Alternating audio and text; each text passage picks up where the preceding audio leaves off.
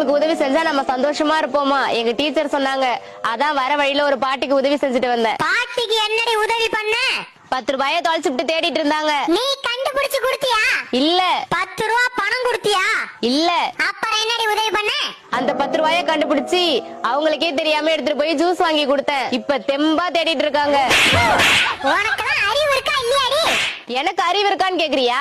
என் அண்ணன் காலேஜ்ல எடுக்க முடியாத மார்க்க நான் எடுத்து காட்டியிருக்கேன். உன் அண்ணன் எவ்வளவு மார்க் எடுத்தான்? அவன் 198 மார்க் எடுத்திருக்கான். அந்த 2 மார்க் அவனால எடுக்க முடியல.